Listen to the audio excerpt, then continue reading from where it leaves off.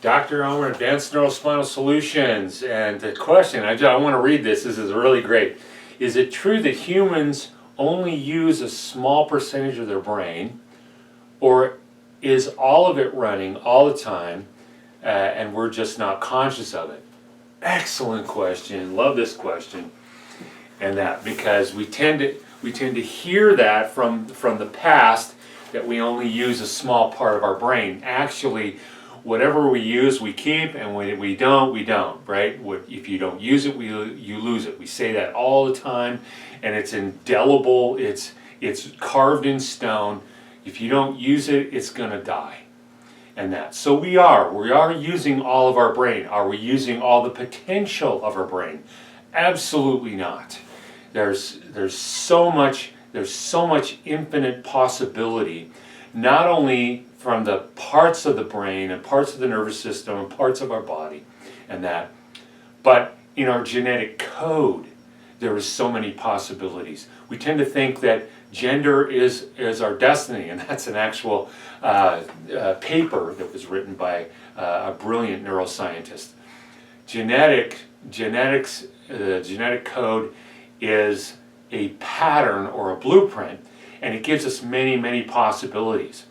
How we act, how our habits are, how we push ourselves, or the lack thereof, determines how we're going to express those genes. And it also determines how, on a more global point of view, how the system is going to function.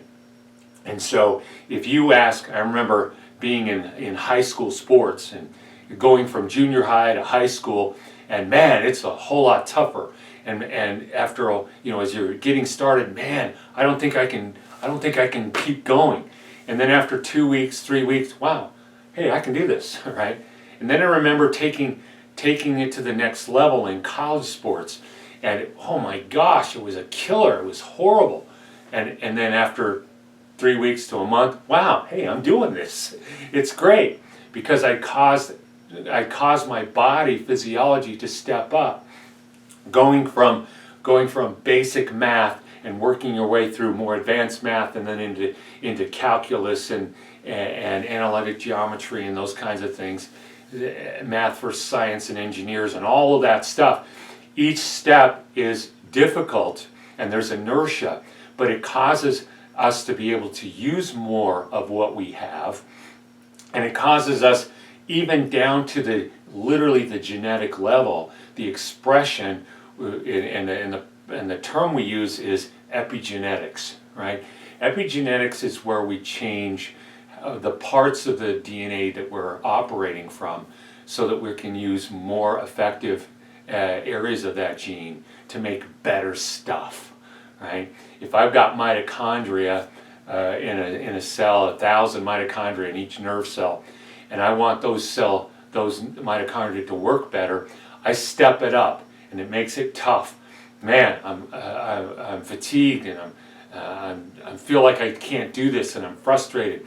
And then after a while, wow, I'm doing it, right? And that's where the genes have changed. The part that I'm using in the DNA has altered. So now I'm using a more effective area to make better mitochondria that are doing a better job. So anyway, I love those kind of questions.